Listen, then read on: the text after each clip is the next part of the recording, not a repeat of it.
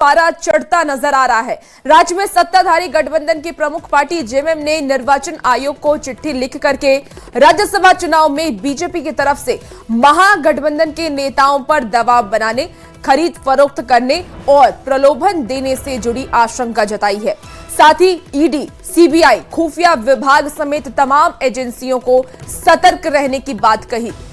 तो बड़ी खबर आपको बता रहे हैं, जहां राज्यसभा की 2 सीटों पर 18 जून को चुनाव से पहले सियासी पारा भाई हो चुका है। राज्य में सत्ताधारी गठबंधन की प्रमुख पार्टी जिसमें जेएमएम ने निर्वाचन आयोग को चिट्ठी लिख करके राज्यसभा चुनाव में बीजेपी की तरफ से महागठबंधन के नेताओं पर दबाव बनाने, खरीद फरोख्त करने और प्रलोभन देने से जुड़ी आशंका जताई।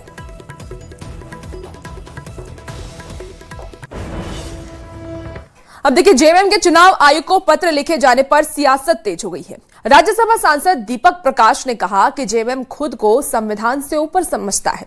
संविधान ने हर व्यक्ति को, हर संस्था को चुनाव लड़ने का अधिकार दिया। और क्या कुछ कहा है, चलिए आपको सुनाते हैं।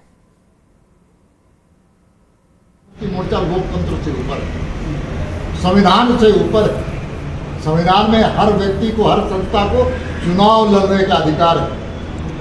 और भारतीय जनता पार्टी दुनिया की सबसे बड़ी पार्टी है, भारत की सबसे बड़ी पार्टी है, और इसलिए संविधान से अपने आप को ऊपर समझने का कोई काम न करे। अब झारखंड में 18 जून को राज्यसभा की 2 सीटों पर जीत के दावे शुरू हो गए हैं। सोमवार को प्रदेश बीजेपी चुनाव समिति की बैठक के बाद पार्टी प्रवक्ता ने कहा कि बीजेपी चुनाव में अपना उम्मीदवार उतारेगी भी और जीत भी हासिल करेगी। वहीं कांग्रेस ने कहा कि इस मामले में पार्टी आलाकमान की जेएमएम के शीर्ष नेताओं से बातचीत होगी और उसमें फैसला हो जाएगा।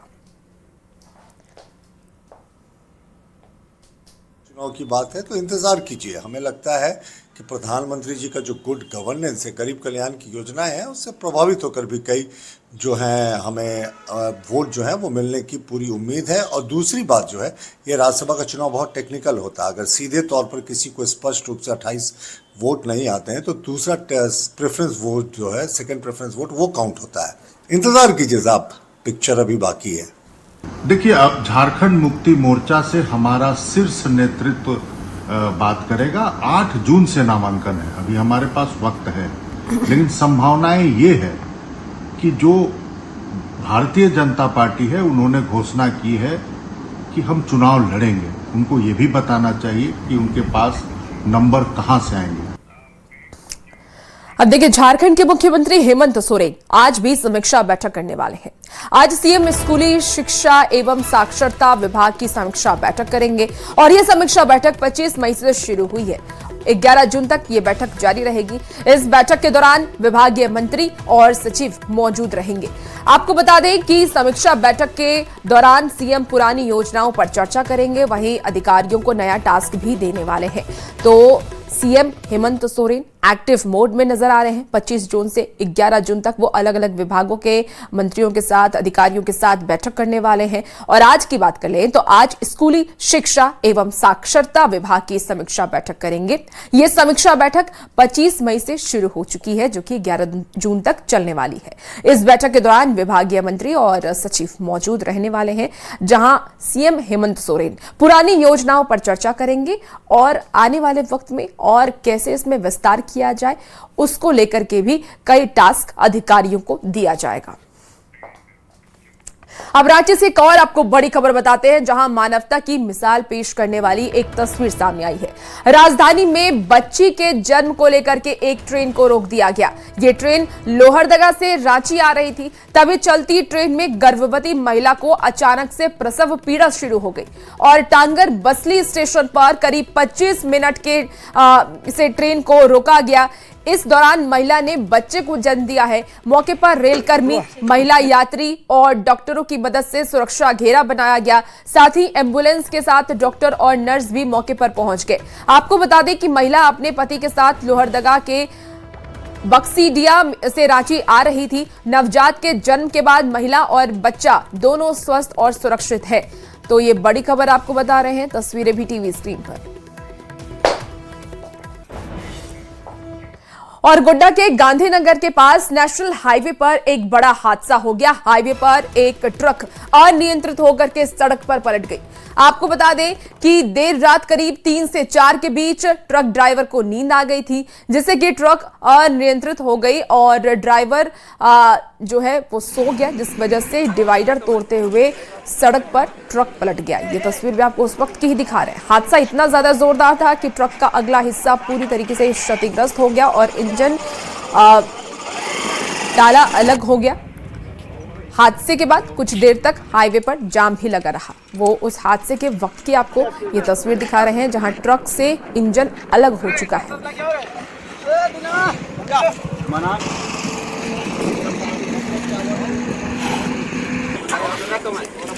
गुमला से आपको इस वक्त की एक और बड़ी खबर बताएं, जहां के चैनपुर बाजार के टार रोड के राज बैग पैलेस और मेकअप दुकान अचानक से भीषण आग लग गई है, जिसमें 2 लाख रुपए की संपत्ति जल करके खाक हो गई। आग की चपेट में आकर के दुकान में रखा बैग और मेकअप का सारा सामान जलकर नष्ट हो गया। वहीं पास की 2 गुमतियां भी जल गई हैं और एक अन्य दुकान आंशिक रूप से प्रभावित हुए हैं। आग लगते ही बाजार में अफरा तफरी मच गई। घटना के पीछे साजिश की आशंका जताई जा रही है। ये उस वक्त की आपको तस्वीर दिखा रहे हैं जहां देखिए किस तरीके से धुल कर आग जल रही है। पुलिस फिलहाल मामले की जांच में जुटी है कि आखिर किस वजह से आग लगी, क्या इसके पीछे की वजह है, उसे खंगालने में पुलिस जुट चुकी है। चलिए गिरिडीह से आपको इस वक्त की एक बड़ी खबर बताते हैं। पुलिस का बड़ा खुलासा हुआ है। अपहरण मामले को पुलिस ने महज 7 घंटे में आरोपियों को पकड़ा है। बताया जा रहा है कि अपहरणकर्ताओं ने 10 लाख रुपए की फिरौती मांगी थी। पीड़ित परिजनों ने QR कोड से 24,000 रुपए भेज भी दिए थे, जिसके बाद पुलिस को सूचना मिली और पुलिस ने SIT गठित कर चाइना मोड़ चंजुका जंगल से पीड़ित को मुक्त कराया है और 5 आरोपियों को धर दबोचा है। पुलिस ने आरोपियों से 3 मोटरसाइकिल, 2 मोबाइल फोन भी बरामद किए हैं। इस वक्त की आपको ये बड़ी खबर गिरिडीह से बता रहे हैं। उनके द्वारा बताया गया कि उनके चचेरे भाई जो है तस्लीम अंसारी, उसको कुछ व्यक्तियों के द्वारा खंडोली के पास से मोटरसाइकिल के साथ में उसको अपने कब्जे में कर लिया है और वो पैसे की मांग कर रहे हैं। और जैसे ही इसकी जानकारी मिली तुरंत एक SIT का गठन किया गया और इस SIT के द्वारा तुरंत कार्रवाई करते हुए वैसे जो अपहृत व्यक्ति तस्लीम अंसारी उनकी बरामदगी किया गया। गिरिडीह में एक जमीन विवाद में हत्या का मामला सामने आया है। मौत के बाद गुस्साए ग्रामीणों ने मंडरो चौक को 5 घंटे तक जाम कर दिया। अब घटना हीरोडीह थाना क्षेत्र के बंगारो गांव की बताई जा रही है, जहां 2 भाइयों में जमीन को लेकर के विवाद हो गया। देखते ही देखते विवाद बढ़ गया और हिंसा का रूप ले लिया। इसे हिंसक विवाद में एक व्यक्ति की मौत हो गई। सूचना मिलते ही पुलिस मौके पर पहुंची और आरोपी भाई को गिरफ्तार कर लिया। इधर सभी आरोपियों की गिरफ्तारी को लेकर के ग्रामीणों ने मंडरो चौक को जाम कर दिया है। तो इस वक्त आपको ये बड़ी खबर गिरिडीह से बता रहे हैं। 2 भाइयों में जमीन विवाद हुआ, जिसके बाद ये हंगामा देखने को मिला। मेरे चाचा मारे हैं। कौन थे उस दिन चाचा और मेरे चाची, मेरे फूफू लोग थे। क्या क्या नाम था वो सबका? नामा बोल भाई, फुलवा देवी नामा बोल और सबके, रीता और संगीता और भोला सबके नाम और बोल। रेनू देवी इतना बोल। और मेरे चाचा का ससुराल से आए थे ससुरी सब। क्या था सबका नाम? छठू मातम, दिनेश यादव, अरुण यादव और दिनेश। वो लोग क्या चीज से वार किया था? कुड़ाड़ी से,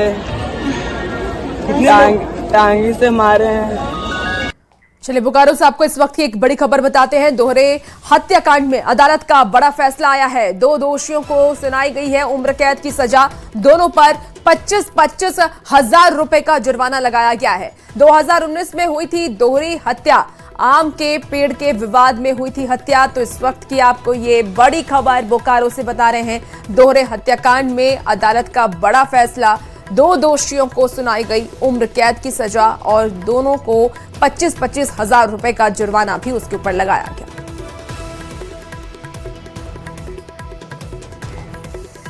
और राज्य सरकार और वन विभाग 25 करोड़ की लागत से बना डाइवर्सिटी पार्क, इस पार्क का उद्घाटन मुख्यमंत्री हेमंत सोरेन करने वाले हैं। आपको बता दें कि 4 राज्यों के बीचों बीच बने पोटका में इस पार्क को बनाया गया। बिहार, उड़ीसा, बंगाल और झारखंड के बीचों बीच ये पार्क बना है और इसके साथ यहाँ गेस्ट हाउस और ट्री हाउस भी बनाया गया है। आसपास के लोगों को रोजगार भी इससे मिलेगा। राम मंदिर फेमस हो गया, हमको ला ली है। कि हम लोग मंदिर का तो सौंदर्यीकरण काम किए, बायोडाइवर्सिटी पार्क का भी निर्माण किए। उसमें हम लोग जो है रिसर्च सेंटर का भी ये एक अलग सेक्शन रखे हैं। उसमें जैसे कि मसाला पौधा हुआ, आपको पाम ट्री का हुआ और हमारा बहुत सारा ऐसा औषधि पेड़ है जिसका अध्ययन जो है वो बाहर से आकर के स्टूडेंट लोग करेंगे और उससे उन लोग को फायदा होगा। राजधानी रांची के मोरहाबादी में राष्ट्रीय सीनियर एथलेटिक्स फेडरेशन प्रतियोगिता का समापन हो गया है। देखिए, 22 मई से 25 मई तक चली इस प्रतियोगिता में कई रिकॉर्ड भी बने हैं और कई रिकॉर्ड टूटे भी हैं। इस प्रतियोगिता के आधार पर भारतीय एथलेटिक्स टीम का चयन किया जाएगा, जिसमें कि 14 खिलाड़ियों ने कॉमनवेल्थ गेम्स के लिए क्वालिफाई किया। अलग अलग राज्यों से लोग प्रतियोगिता को देखने के लिए भी पहुंचे हैं।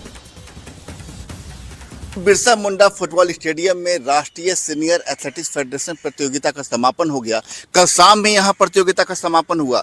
22 से 25 मई तक चली इस प्रतियोगिता में समझिए कि 14 एथलीट ने कॉमनवेल्थ गेम्स के लिए क्वालिफाई किया। ये प्रतियोगिता इतनी अहम रही कि कई नेशनल रिकॉर्ड टूटे, कई नेशनल रिकॉर्ड बने, लेकिन सबसे ज़्यादा चर्चा में जो बात रही कि 100 मीटर की दौड़ में जो आपको बता दें कि पंजाब के पटियाला के गुरिंदर वीर सिंह ने जो दौड़ लगाई, नेशनल रिकॉर्ड बनाया और महज 10.9 सेकेंड में उन्होंने ये दौड़ पूरी की।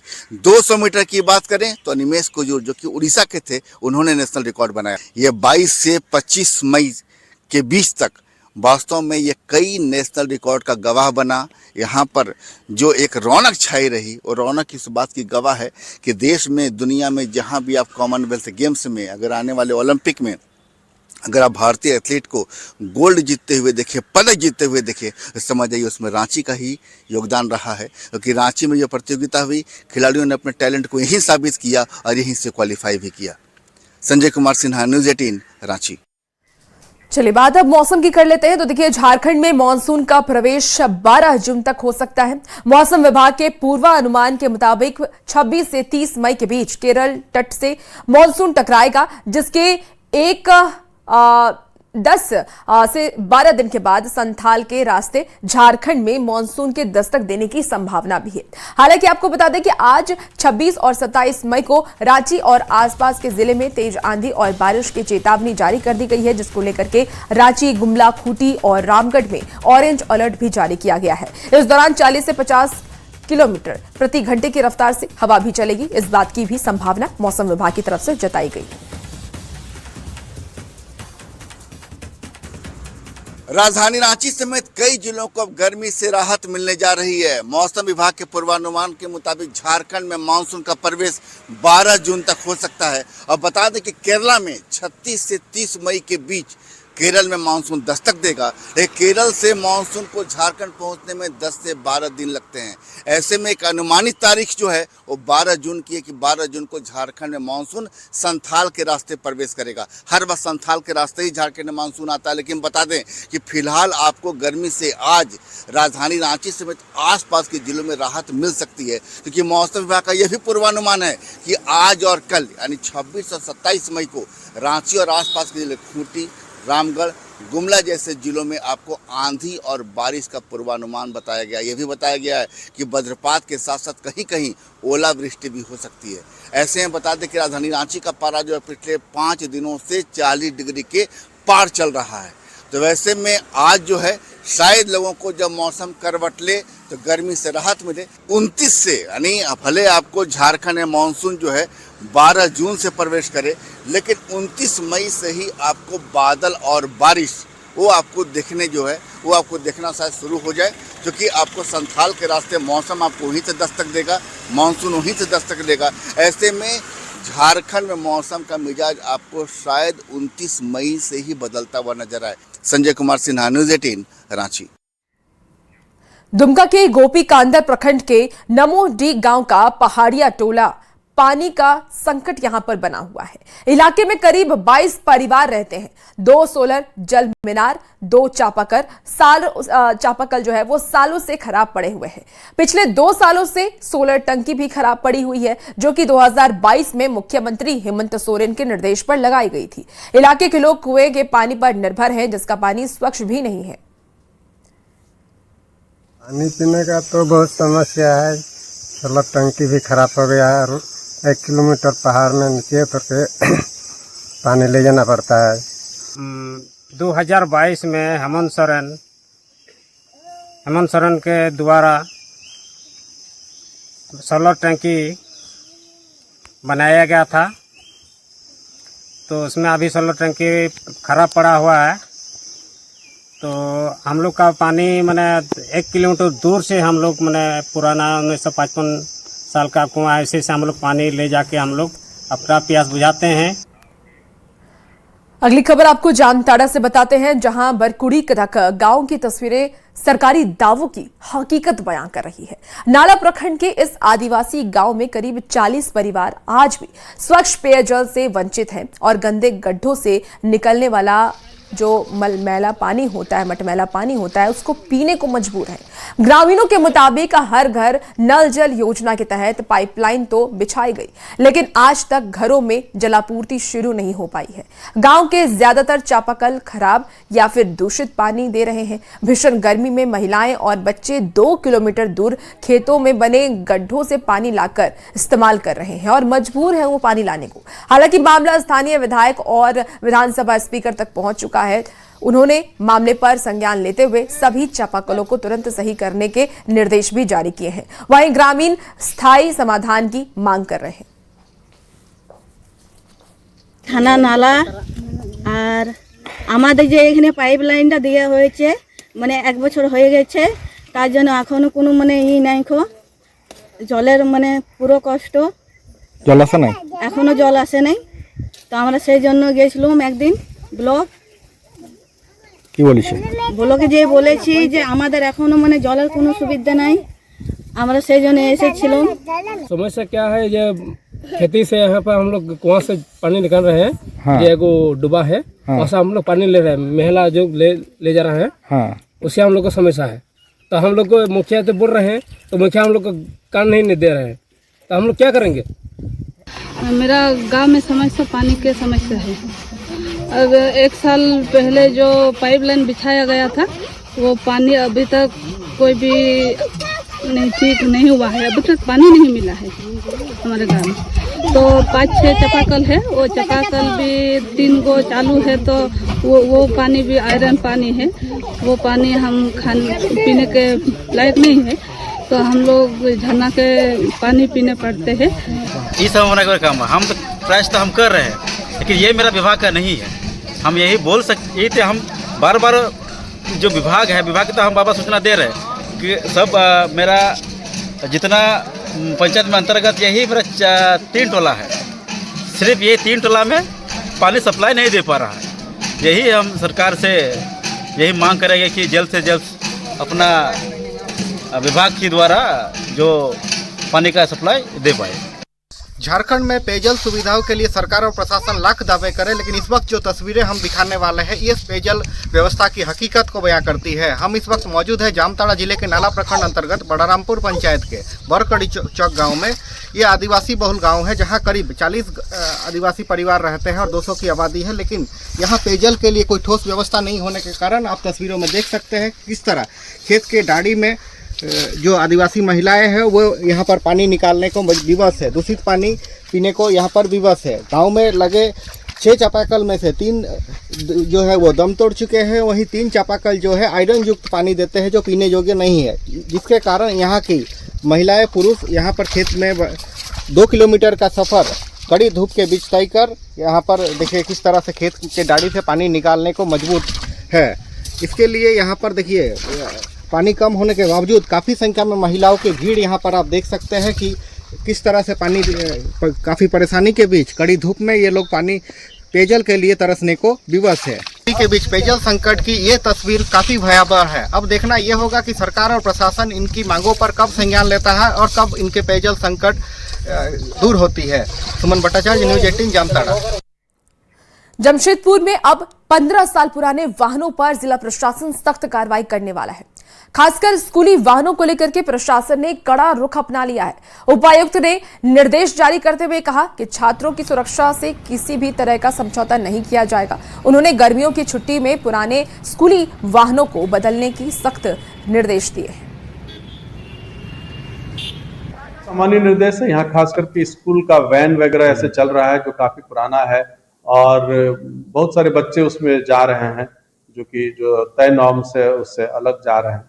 इससे कोई भी दुर्घटना की संभावना बनी रहती है और दुर्घटना होने के बाद काफी इसमें क्षति हो सकता है। तो निर्देशित किया गया है जो भी प्रतिनिधि थे विद्यालय के कि गर्मी छुट्टी में इसकी कुछ व्यवस्था कर ले। गर्मी छुट्टी के बाद सघन रूप से इसकी हम लोग जांच कराएंगे और दोषी जो पाए जाएंगे उनको उचित उन पर कार्रवाई भी किया जाएगा। फिलहाल इस बुलेटिन में